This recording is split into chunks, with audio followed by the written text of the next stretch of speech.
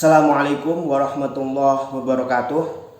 Halo sedulur semua, kita kembali lagi di channel yang sama bersama dengan saya Lutfi Wildani.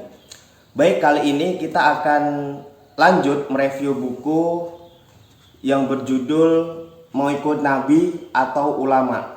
Itu kan. Sekarang sudah menginjak ke judul yang kedua, yaitu sama dengan judul buku sih, yaitu mau ikut nabi atau ikut ulama. Itu judulnya.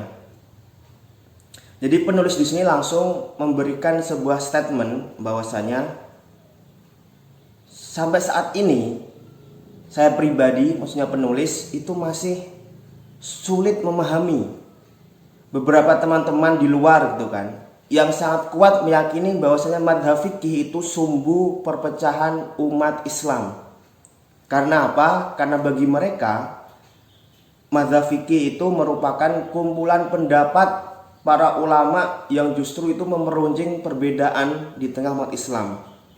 Dan kata mereka juga bahwasanya yang harus dilakukan adalah kembali kepada Al-Quran dan As-Sunnah. Itu kata mereka gitu kan, yang dikritisi oleh penulis. Padahal kata penulis, tidak ada satu ulama mazhab pun yang mengarang hukum seenak jidatnya, seenak udelnya gitu kan. Mereka semua justru orang-orang yang warok, solih. Kemudian generasi-generasi yang sangat yang sangat cemerlang gitu kan. Bahkan dianggap sebagai generasi ketiga terbaik setelah sahabat dan tabi'in, yaitu tabi'ut tabi'in. Ketika munculnya madhab dan para imam yang melatar belakanginya gitu kan. Jadi mereka tidak mungkin gitu kan, generasi terbaik ketiga setelah sahabat dan tabi'in membuat hukum seenak udelnya, seenak jidatnya, seenak nafsunya sendiri gitu kan. Justru mereka ini merupakan ulama-ulama Rabbani yang mengambil hukum langsung dari Al-Quran dan As-Sunnah gitu kan. Jadi tidak perlu lagi kata siapa, justru mereka langsung berijtihad langsung dari Al-Quran dan As-Sunnah gitu kan. Sayangnya kata penulis, mereka ini yang anti madhab katakanlah gitu kan, mengatakan bahwasanya madhab ini sebagai sumber perpecahan dan sumber keributan di tengah umat Islam karena banyak sekali perbedaan pendapat gitu kan. Dan salah satu alasan mereka kenapa mereka anti dengan madhab itu, katanya mereka juga manusia, ulama madhab juga manusia, yang manusia itu pasti tidak maksum kecuali para nabi, kecuali nabi sendiri gitu kan. Jadi alasan yang paling klasik mereka katakan adalah bahwasanya ulama juga manusia dan mereka tidak maksum gitu kan. Itu alasan klasik gitu kan.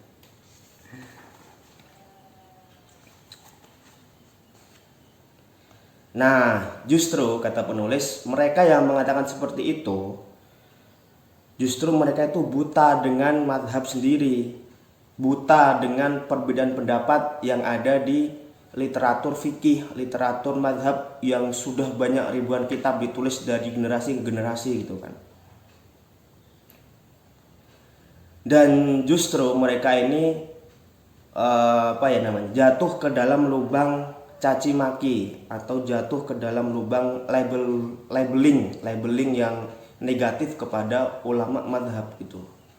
Kita bisa ngambil contoh bahwasanya madhab ini tidak menimbulkan perpecahan, yaitu penulis memberikan sebuah statement bahwasanya ulama madhablah yang menjadi pelopor persatuan dalam perbedaan pendapat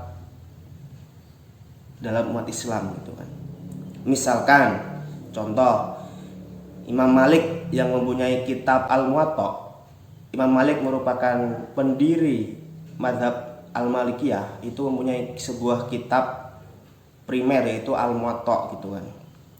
Justru ketika zaman Abbasiyah, Khilafah Abbasiyah, ketika kitab Al-Muwatta ini ingin dijadikan sumber satu-satunya sumber hukum fikih ketika itu, diminta khalifah, justru Imam Malik tidak mau. Karena apa? Karena nanti masyarakat bisa terpecah belah disebabkan masyarakat ada yang tidak biasa menggunakan pendapat dari mazhab Al-Malikiyah gitu kan. Jadi tidak semua masyarakat itu menggunakan mazhab Imam Malik gitu, pendapat Malikiyah. Oleh karena itu Imam Malik ketika diminta untuk kitabnya Al-Muwatta dijadikan sebagai sandaran hukum primer di Khilafah Abbasiyah, beliau tidak mau karena nanti akan menimbulkan perpecahan gitu. Ini contoh yang paling konkret dari imam mazhab yang justru menyatukan sebuah perbedaan. Kemudian ada lagi kisah sahabat. Penulis mengatakan bahwasanya Imam Mas'ud itu tidak mencela Utsman bin Affan ketika dia menjadi makmum sholatnya. Karena apa? Karena Ibnu Mas'ud mempunyai pendapat bahwasanya ketika seorang musafir itu ada qashar gitu kan. Beliau berpendapat bahwasanya adanya qashar bagi seorang musafir. Tapi Utsman tidak. Utsman tidak berpendapat demikian. Oleh karena itu Ibnu Mas'ud ketika bermakmum kepada Utsman bin Affan, beliau tidak marah, tidak mencela, tidak memaki gitu kan. Beliau ikut saja gitu kan. Padahal berseberangan pendapat dalam hal sholat qashar bagi seorang musafir. Kemudian penulis juga mengatakan bahwasanya tidak ada sejarahnya pengikut Imam Laits bin Sa'ad, salah satu mujtahid juga dari Mesir, ketika datang ke Madinah beliau tidak mencaci atau memaki pengikut Imam Malik yang sering berseberangan dengan pendapat Imam Malik. Jadi Imam Laits bin Sa'ad ini merupakan seorang mujtahid juga yang pendapat-pendapatnya sering berseberangan dari pendapat Imam Malik waktu itu. Dan mereka tidak ada caci maki, tidak ada merendahkan dan sebagainya. Ini contoh konkret, contoh yang paling nyata dari ulama-ulama mujtahid, ulama-ulama mazhab zaman dahulu. Biasanya perbedaan pendapat tidak meretakkan, tidak menghancurkan ukhuwah Islamiyah gitu.